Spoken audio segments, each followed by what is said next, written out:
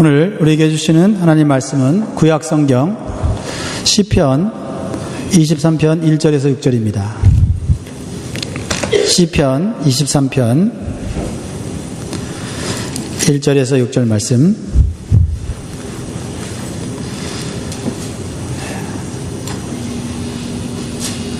자, 제가 먼저 1절 읽고 교독하도록 하겠습니다. 여호와는 나의 목자시니 내가 부족함이 없으리로다. 그가 나를 푸른 초장에 누이시며 쉴만한 물가로 인도하시는도다. 내 영혼을 소생시키시고 자기 이름을 위하여 의의 길로 인도하시는도다. 내가 사망의 음침한 골짜기로 다닐지라도 해를 두려워하지 않을 것은 주께서 나와 함께 하심이라. 주의 지팡이와 막대기가 나를 안위하시나이다. 주께서 내 원수의 목전에서 내게 상을 베푸시고 기름으로 내 머리에 바르셨으니 내 잔이 넘치나이다. 나의 평생의 선하심과 인자하심이 정녕 나를 따르리니 내가 여호와의 집에 영원히 거하리로다. 아멘. 오늘 영광교회 예배 오신 여러분들 잘 오셨습니다. 여러분의 선택은 하나님이 기뻐하시는 선택인 줄 믿습니다. 오늘 서로를 향하여 우리 축복하겠습니다. 하나님이 당신과 영원히 함께 계십니다. 우리 서로 인사하겠습니다. 하나님 여러분과 영원히 함께 계십니다.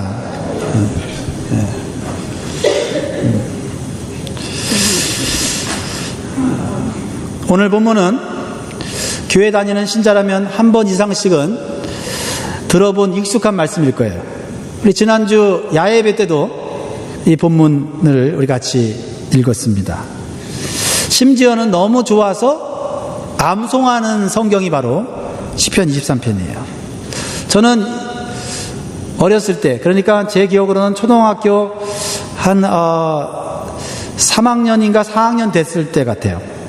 근데 저는 시편 23편을 그때 전체를 다 외웠습니다. 대단하지 않습니까? 네, 사실은 시편 23편이 뭔지 모르고 외웠어요. 왜냐면은 이거를 외우면 상 준다고. 그래갖고 열심히 외워서 암송대에 나가서 외웠더니 선생님이 좋은 선물을 주었던 기억이 납니다. 그래서 시편 23편은 그냥 좋은 거구나, 외우면 상 주는 거구나, 이렇게 생각을 했었죠. 자라면서 목사님들이 설교에 자주 사용하고 교회 선생님들이 강조하는 말씀이 시편 23편이라는 것을 점점 더 알게 되었습니다. 왜 이렇게 다른 성경 말씀에 비해서 이 시편 23편은 자주 이야기되고 또 그것을 암송해서 마음에 새길 정도로 좋아하는 것일까요? 왜 그럴까요? 이 시편 23편이 그 내용이 짧지만은 모든 인간들이 겪는 인생의 문제와 해결책을 간단하게 제시해 주기 때문에 그렇습니다. 사랑하는 성도 여러분, 우리의 인생의 문제를 한마디로 말한다면 뭐라고 말할 수 있을까요? 우리의 인생의 문제가 뭡니까? 너무나 많죠. 그것을 한마디로 말한다면 어떻게 말할 수 있을까요? 부족함이라고 말할 수 있겠죠. 부족함. 부족하기 때문에 우리가 불행하다고 느끼는 거죠. 능력이 부족하고 힘이 부족하고 때로는 지식과 지혜가 부족함을 느낍니다. 돈이 부족하고 사랑이 부족하다는 것을 느끼죠. 또 여러분들은 뭐가 부족하다고 느끼십니까? 사람마다 부족하다고 느끼는 것이 다르겠지요. 이렇게 우리 인생은 이러한 부족함 때문에 실제적으로 고통스럽고 불행하다고 느끼는 거예요. 여전히 저도 부족함 때문에 찾아오는 제 마음에 어떤 그 열등감 또 고통들이 있어요. 그래서 그 부족함을 채우려고 부단히 애를 씁니다. 공부도 열심히 하고 또 내 몸도 훈련하고 또 여러 가지 기술들을 배우려고 애를 쓰며 살아갑니다. 그것이 우리의 인생이에요. 그러다가 조금이라도 부족함이 채워지면 얼마나 만족감이 느껴지는지요. 얼마나 행복한지 모릅니다. 그래서 시편 23편 1절을 사람들이 좋아하는 것 같아요. 왜요? 부족함이 없다라고 얘기하니까요. 부족함이 없는 삶이 있다는 사람이 있으니까요. 1절 말씀 읽어볼까요? 시작. 여호와는 나의 목자시니 내가 부족함이 없으리로다. 부족함이 있을지라도 부족함이 없다라는 말만 들어도 기분이 너무 좋잖아요. 생각만 해도 야, 부족함이 없는 삶은 뭘까? 부족함이 없는 삶을 살려면 어떻게 해야 되는가? 논리적으로 보면 많이 소유하면 부족함이 사라집니다. 맞습니까? 그렇죠? 많이 소유하면 되죠. 그런데요, 이 세상에서 많이 소유한 사람들은 부족함을 느끼지 않을까요?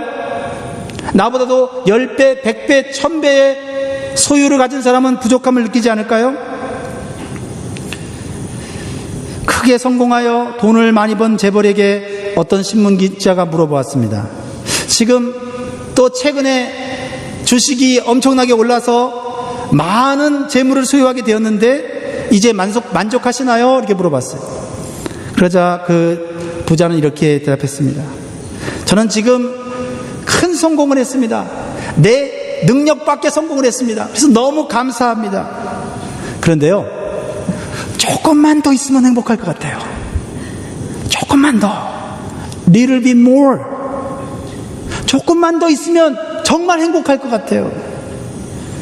이렇게 얘기했다라는 것입니다. 여러분, 그런데요, 조금만 더 소유하려는 마음으로는 결코 행복해질 수 없어요. 부족함이 채워졌을 때 잠시는 행복을 누리지만은 얼마 못 가서 또 뭐 어떻게 느끼죠? 부족함을 느끼면서 조금만 더 있으면 좋겠다. 저도 그런 것들을 많이 경험합니다.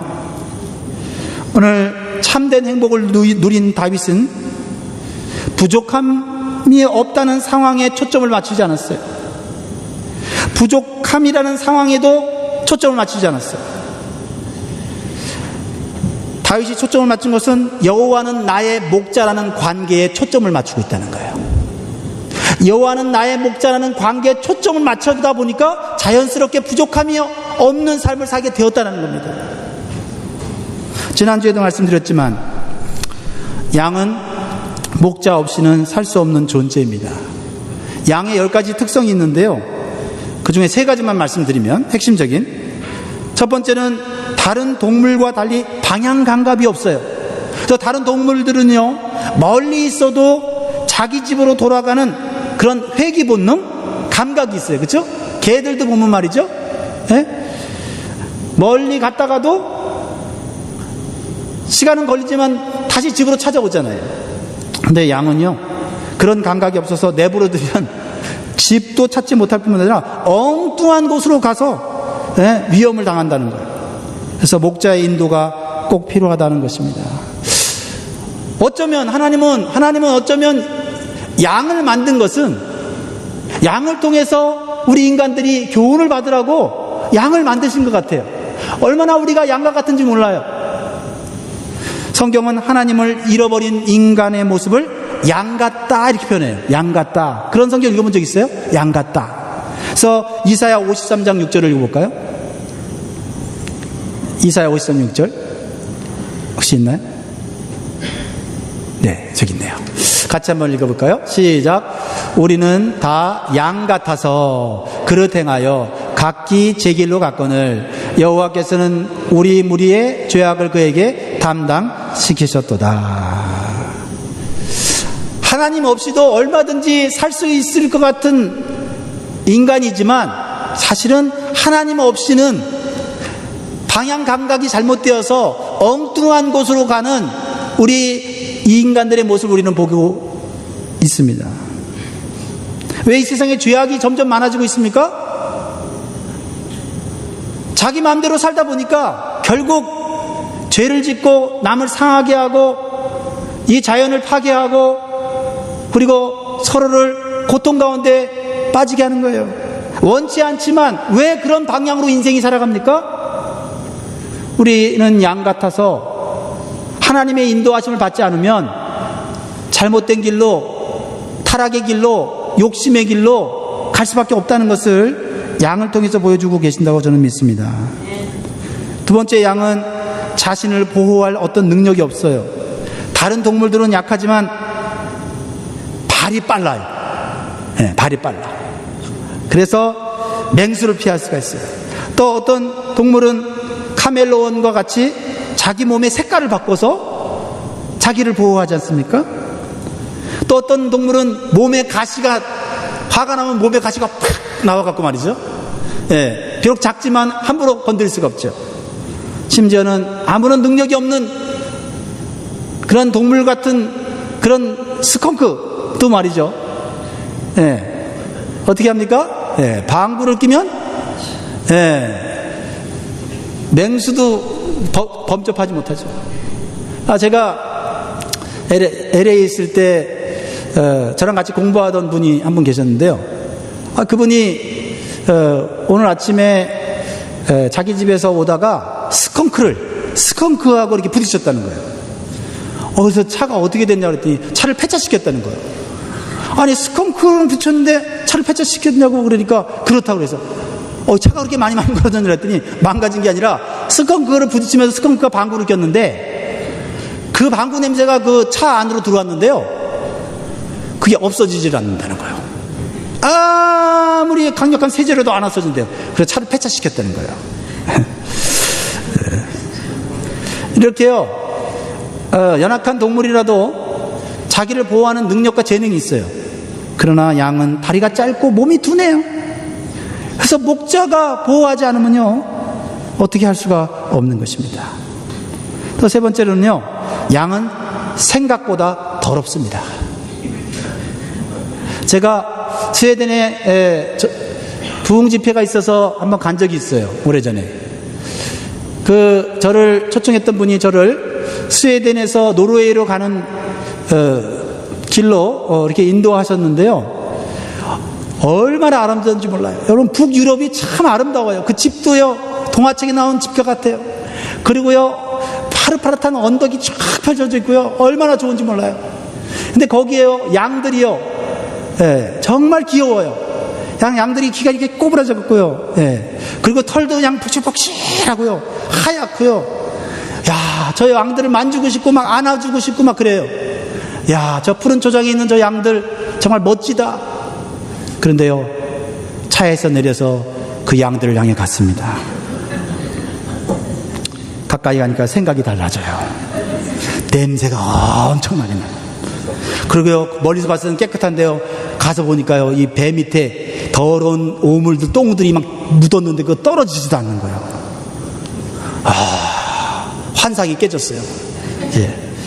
다른 동물들은요, 스스로 혀를 가지고 막 침을 발라갖고 온몸을 깨끗하게 하거나 모래나 물에서 막 엎어지고 자빠지고 하면서 자기를 깨끗하게 씻잖아요. 그래서 청결을 유지하는데요, 양은요, 목자가 씻어주지 않으면요, 그게 양인지 염소인지 몰라요. 그냥 시커매져 갖고 말이죠. 다시 말해서 양은요, 스스로는 잘 살 수 없는 존재라는 거예요. 그런데요, 반대로 목자가 있다면 상황이 완전히 달라져요.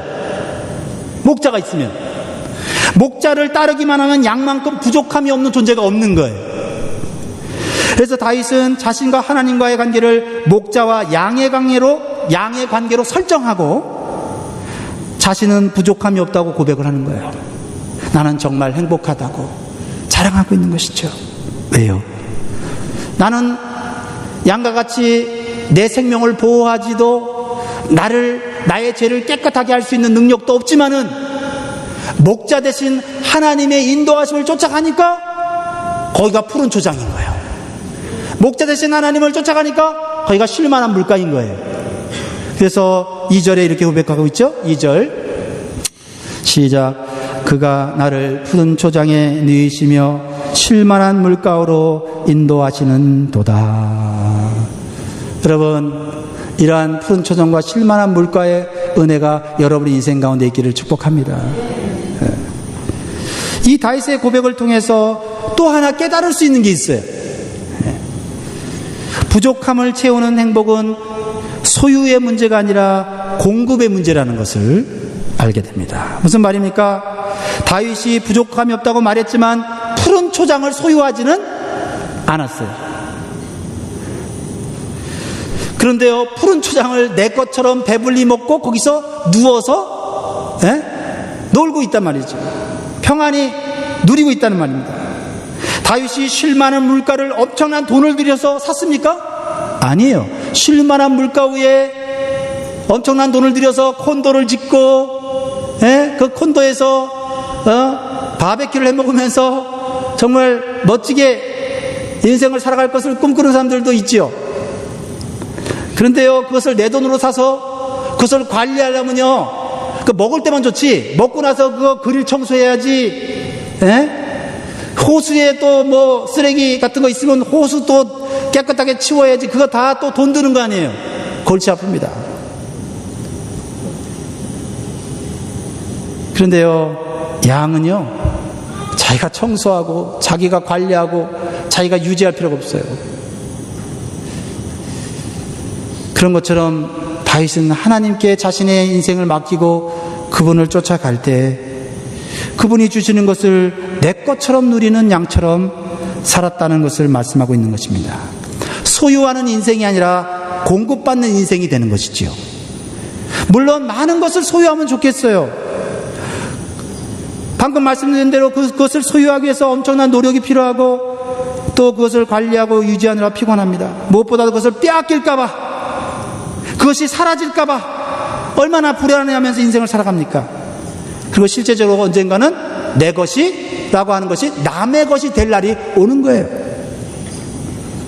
그러나 소유하지 않아도 필요할 때마다 꺼내다 쓸 수만 있다면, 그렇죠?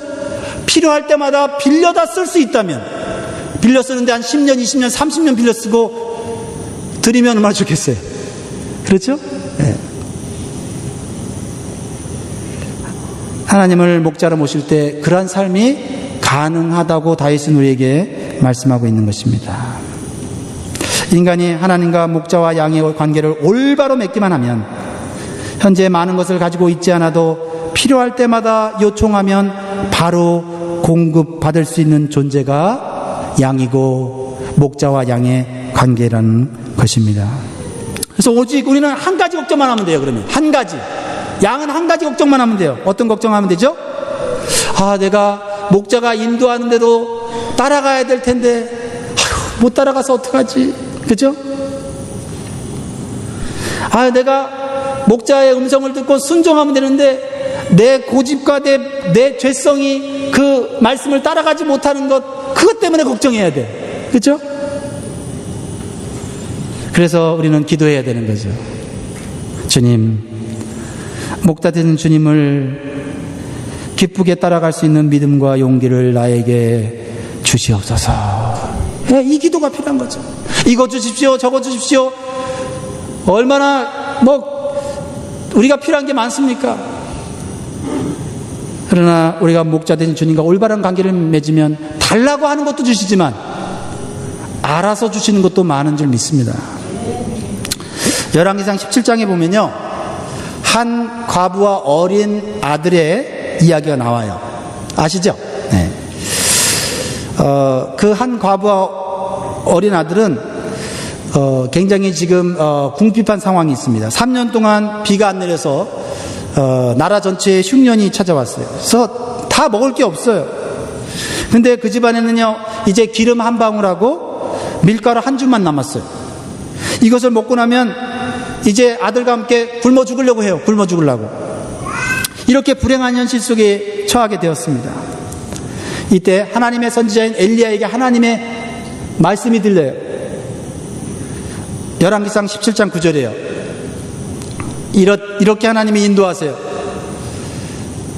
같이 읽습니다. 시작. 너는 일어나 시돈에 속한 사르밧으로 가서 거기 유하라. 내가 그곳 과부에게 명하여 너를 공개하게 하였느니라. 엘리야도요, 하나님의 사람이지만 먹을 게 없으니까요, 굶주렸을 거예요.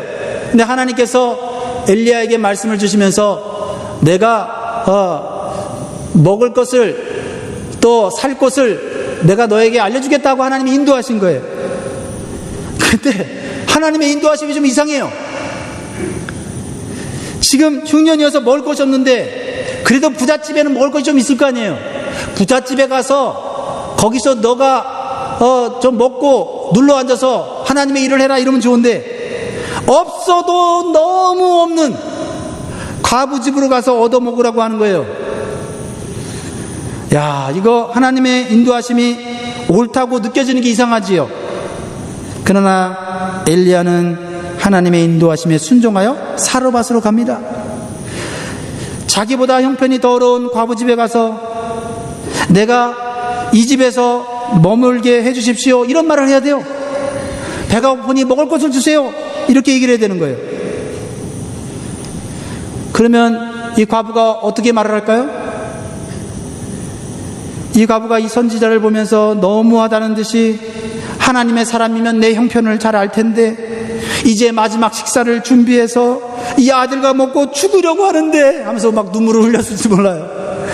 어떻게 하나님의 사람이 이 한 끼 남은 음식을 뺏어 먹으려고 하느냐고, 너무한다고 막 이렇게 얘기할 수 있는 상황이죠.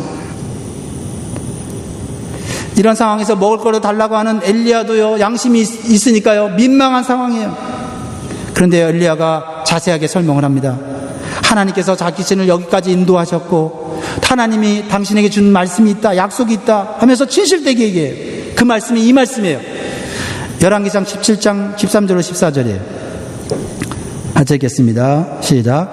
엘리야가 저에게 이르되 두려워 말고 가서 내 말대로 하려니와 먼저 그것으로 나를 위하여 작은 떡 하나를 만들어 내게로 가져오고 그 후에 너와 내 아들을 위하여 만들라.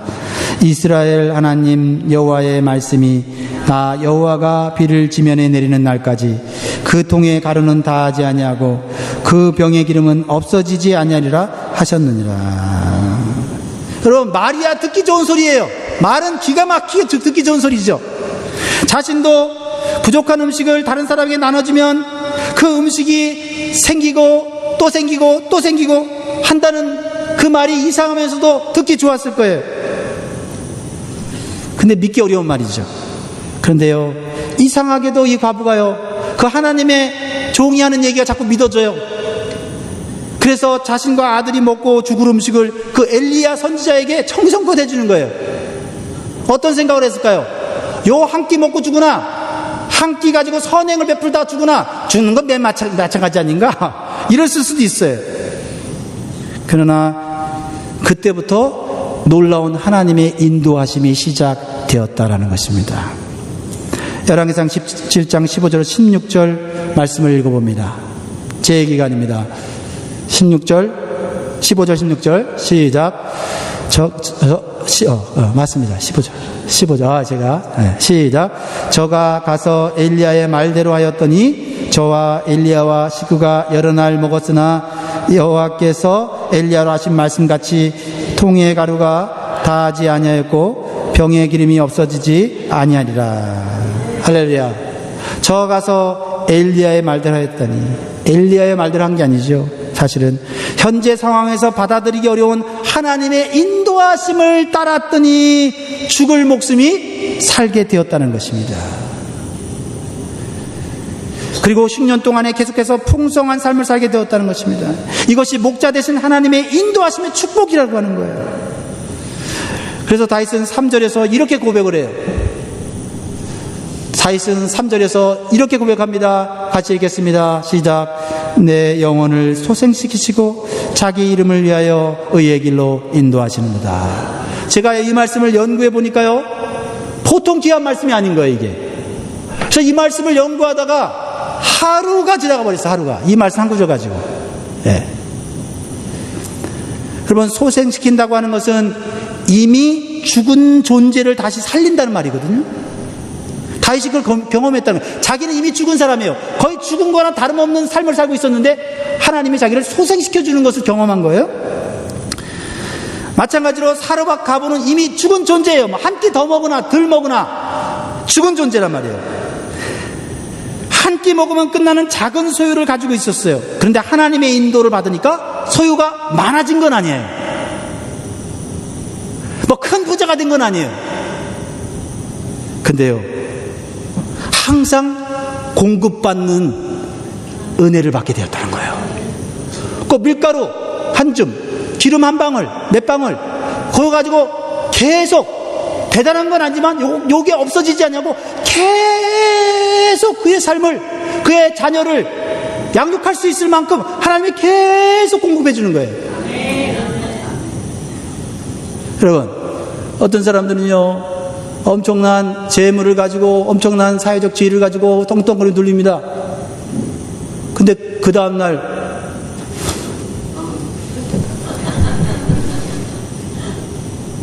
그게 좋습니까? 아니면 그렇게 많지는 않지만 하나님이 축복하셔서 그 적은 소유로 계속해서 먹고 살면서 하나님의 은혜를 경험하는 게 좋습니까? 다시 열왕기상 17장 14절의 말씀을 읽어보니 은혜가 됩니다. 이스라엘 하나님 여호와의 말씀이 나 여호와가 피를 지면에 내리는 날까지 그 통의 가루는 다하지 아니하고 그 병의 기름은 없어지지 아니하리라 하셨느니라. 하나님 통 말고, 하나님 기름 말고, 하나님 더 좋은 거 주세요 라고 욕심 부리지만 않는다면 그 통의 가루는 다하지 아니하고 그 병의 기름은 없어지지 않는다는 거죠. 흉년이 끝나는 그날까지. 근데 여기서 더 놀라운 축복이 있어요. 이 사료가 바브는 육신의 생명만 소생된 게 아니라는 거예요. 오늘까지는 육신의 이 음식 한 끼 먹고 죽으려고 하는 거예요. 그러니까 육신을 위한 것 뿐이에요. 근데요, 이전에는 하나님을 모르고 병의 기름과 밀가루만 의지해서 사는 육신적인 삶을 살았는데 이제 전능하신 하나님을 알게 되면서 영적인 삶이 있다는 것을 깨닫기 시작했다는 거예요. 그러니까요, 그렇죠? 한 끼, 육적인 한 끼 가지고 하나님을 경험하니까 그것은 육적인 삶이 아니라 영적인 삶이 되어졌다 이 말이에요. 아하, 몸만 살았다고 사는 것이 아니구나. 전능하신 하나님을 아는 것이 진짜 사는 것이구나 깨달은 거죠. 보이지 않는 하나님을 아는 것은 영적으로만 알 수 있어요. 그래서 다윗은 내 몸을 소생시키시고 이렇게 말하지 않고 내 영혼을 소생시키시고 이렇게 표현한 거죠. 이 영혼이라는 단어는 인간의 전 존재를 의미해요. 사람의 몸뿐만 아니라 생명, 마음, 영, 기력 이런 것들을 다 얘기하는 거예요. 영이신 하나님을 만나 진정한 소통이 이루어지면 육신만이 아니라 인간 전 존재가 하나님의 힘과 연결되고 회복되는 거예요. 그래서 이 먹을 거 없어도 하나님을 의지하면 하나님이 책임져 준다는 믿음이 생김으로써 먹을 것 때문에 죄짓지 않고, 먹을 것 때문에 사람과 의가 상하지 않고, 먹을 것 때문에 어리석게 살지 않는다 이 말이에요. 근데 먹을 게 전부니까, 육신의 야식이 전부니까 그것을 빼앗으려고 하는 사람한테 싸울 수밖에 없는 거죠. 이 사르밧 가부는 이거 먹고 내 아들이 죽을 건데 하나님의 사람이 어찌 그럴 수 있습니까? 처음엔 그렇게 생각했지만 하나님의 말씀을 마음에 받아들였을 때, 하나님의 인도함을 받아들였을 때 그 내가 먹을 것을 나눠줌으로 하나님의 은총을 받게 되었다는 거죠. 듣기는 좋지만 실천하기는 어렵겠죠. 그러나 여기에 하나님의 인도하심이 있다는 거예요.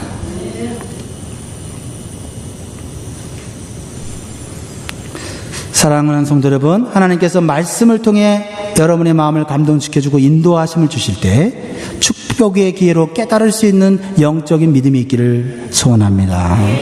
또한 우리가 하나님을 목자로 따를 때 의의 길로 인도해 준다 이렇게 말씀하셨죠. 의의 길로. 다시 3절을 다시 보면요, 내 영혼을 소생시키시고 자기 이름을 위하여 의의 길로 인도하시는도다. 의의 길이 무엇을 의미할까요? 한마디로 영생의 길이에요. 오늘 나에게 엄청난 재산이 있고 내가 하고 싶은 일을 마음껏 한다 하더라도 내일 내 생명이 끝난다면, 내일 내 생명이 보장되지 않으면 얼마나 허무한 인생입니까? 그 재산이 누구의 것입니까? 그 생명은 하루살이에 불과합니다. 여러분, 내일 나는 분명히 살아있을 거다라고 장담하는 사람 손 들어보세요. 아무도 없습니다. 오늘 내가 아무리 위대한 계획을 세워서도 내일 생명이 보장되지 않으면 험한 인생이에요. 사실은 그냥 내일 살 수 있다고 믿고 헛된 소망이라도 갖고 사니까 우리가 사는 거지요. 그러나 내 영혼이 하나님과 연결되면 하나님은 나를 영생의 길로 인도하셔서 내일이 소망이 있게 하시고 하나님이 기뻐하시는 삶을 살게 된다는 거예요. 여기서 의의 길은 무엇입니까? 바로 신약에서 바로 예수 그리스도께서 이루신 십자가를 통해 이루신 구원의 길, 생명의 길이죠. 나는 길이요 진리요 생명이니라 말씀하셨잖아요.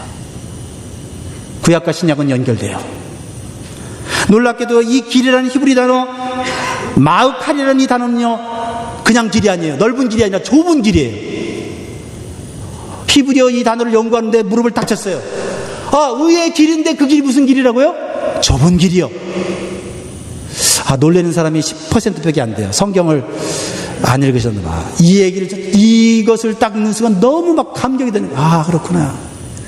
하나님이 우리에게 주신 축복의 길은 넓은 길이 아니구나. 좁은 길이구나.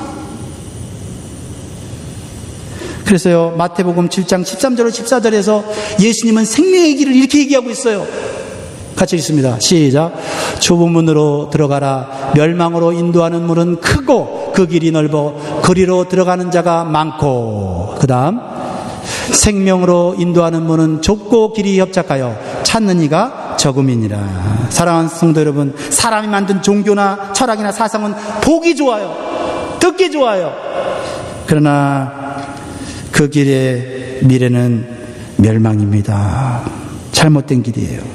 오직 예수 그리스도만을 통해서 가는 구원의 길이 영생의 길이고 축복의 길이에요. 그러나 그 길은 좁은 문이라고 하는 것입니다. 하나님이 열어놓으신 의의 길로 우리의 영혼을 이끌어 주신다. 마지막으로 한 이야기를 하고 마치려고 합니다. 어떤 목사님이 이웃 교회에 사는 후배 전도사님이 있어요. 평상시에 잘 지냈는데요. 그 후배 전도사님이 목사님 주일날 밤에 와서 예배 설교 좀 해주세요 이렇게 부탁을 했어요. 이제 약속한 날짜가 다가오니까 그 이웃교회 전도사님이 전화가 왔어요. 목사님 주보혜 씨를 설교 본문하고 제목 좀 주세요 이렇게 했어요. 그래서 목사님이 본문은 시편 어떻게 하세요? 네, 시편 23편 1절에서 6절입니다. 전사님이 그러면요 목사님 설교 제목은요 여호와는 나의 목자시니, 그러니까 여호와는 나의 목자시니 그 다음은요 그랬더니 목사님이 그거면 됐지 뭐가 더 필요해? 네, 전사님은 알겠습니다 목사님 그럼 주일에 기다리겠습니다 인사라고 전화를 끊었어요. 목사님은 시편 20편을 중심으로 열심히 정성껏 준비를 했어요. 약속한 날이라서 교회를 가는데 교회 입구에서 주보를 줍니다. 주보를 딱 받고 강단에 딱 올라갔는데 딱 설교 제목을 보니까 설교 제목이 이상해요. 여호와는 나의 목자시니 그거면 됐지 뭐가 더 필요해. 가슴이 철렁한 거예요. 그만 기가 콱 막혔습니다.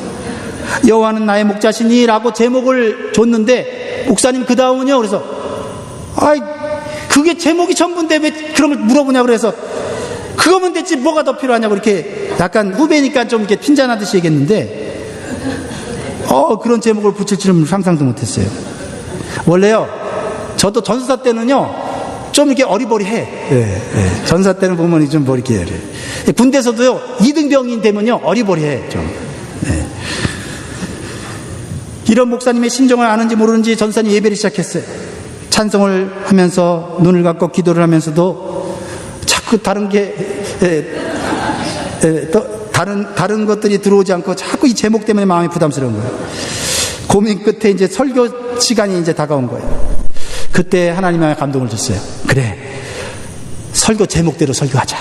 그리고는 준비한 설교 원고를 이렇게 덮어버리고 그 하나님이 주신 그 핵심 메시지를 가지고 설교를 하기 시작했어요. 여러분, 다윗은 고백했습니다. 여호와께서 나의 목자가 되시니 나에게 부족함이 없습니다. 그렇습니다. 여호와 하나님이 나의 목자가 되시고 내가 그분의 양이 되니 참으로 만족할 수밖에 없습니다. 여호와는 나의 목자시니 그거면 됐지 뭐가 더 필요하겠습니까? 그랬더니 온 성도들이 아멘 아멘 하면서 큰 은혜를 받았다고 합니다. 사랑하는 여러분, 여호와는 나의 목자시니 그거면 됐지 뭐가 필요하십니까? 우리 옆에 한번 인사하겠습니다. 여호와는 나의 목자시니 그거면 됐지 뭐가 더 필요해?